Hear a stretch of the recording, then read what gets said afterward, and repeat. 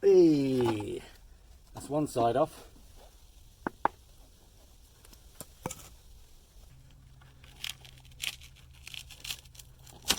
Woo!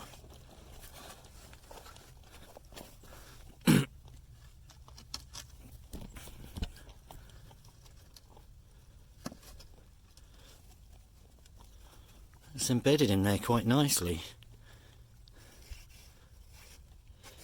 And it's a lot firmer. A lot firmer.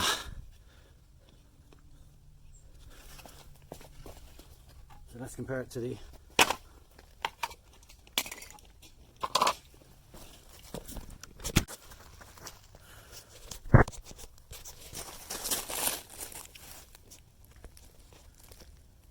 So they're the two that we used as a mould, and this is the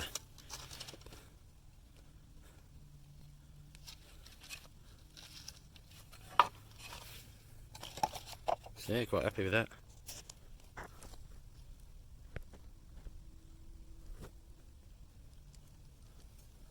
Obviously that didn't fill the whole lot, that metal, it was just there as reinforcement, but certainly down the top end we got the thickness we need all the way along.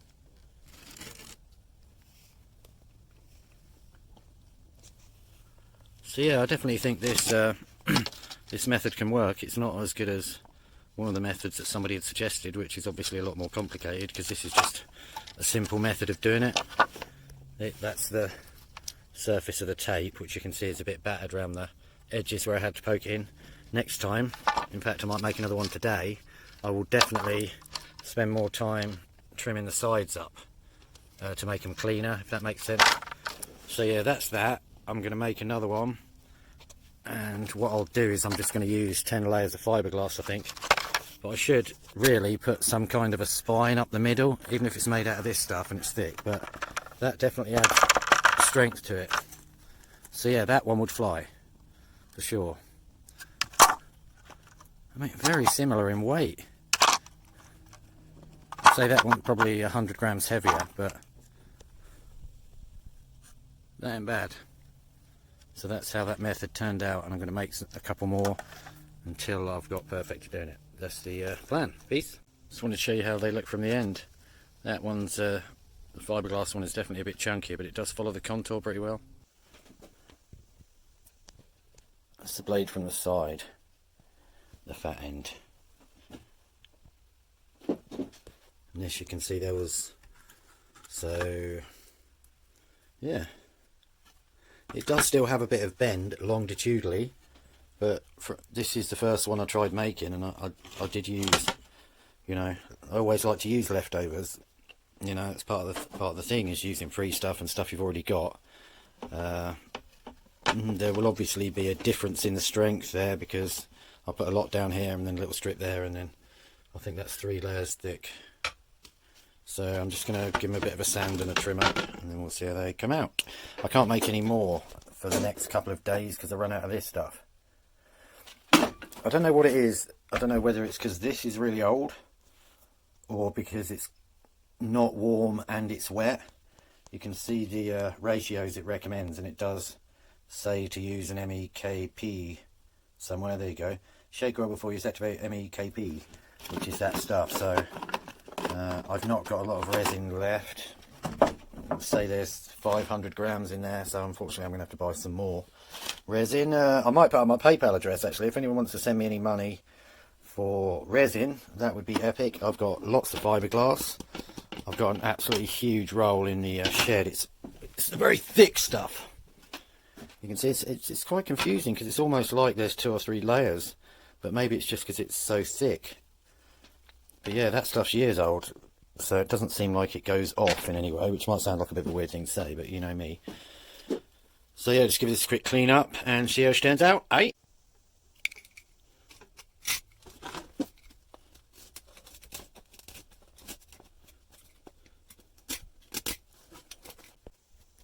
So after a bit of a clean up, this is how it looks. There's a couple of bits you see mainly there where the resin didn't sink in all the way, but it's very strong. No reason to think there's be a problem flying that. You know, I've dropped it from 8 feet a couple of times. So yeah, that method is, I'm definitely going to try that again. What I'll do differently the next time, obviously you learn your lessons, don't you? Spend a bit more time preparing the 2 metal blades which make the mould. I'd also cut out 8 to 10 sheets of fiberglass. Depending on how much metal, I might use 6, so I might use 6 sheets of this aluminium stuff, which is very thin. If I buy it on a roll next time, before bodging it up out of just used stuff that's been lying around on the floor, that'll work better. So I'll just... Oh, that looks really cool, doesn't it? Woo woo! So I'll just use layers of this and layers of fiberglass. I'll cut it all to size a bit better. I did have the fiberglass poking over the edges because I believed at the time, maybe incorrectly, that it allows better soakage of the resin, because that's what has to happen. The fiberglass and the resin, if they don't soak together, they don't work. So, but definitely that method is good, and I will be using it again. So I'm out of catalyst at the moment.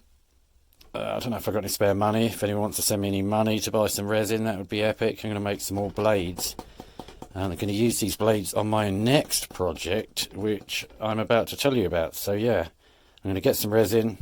I'm going to be making some more blades, and then obviously I've got to fly them, so that's the next video. Sorry, I'm still going on. Something else I wanted to show. I'm going to get an approximate weight of the blades. So here's the one I've made. Sorry, I'm just going to show you this. Through the light! Right, let's do this. You just hold it gently at the tip. So it's saying 690. Yeah? So let's weigh the metal ones.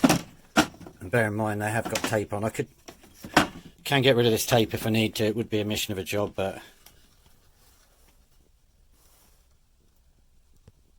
Let's say 780. That's interesting. About 10% difference.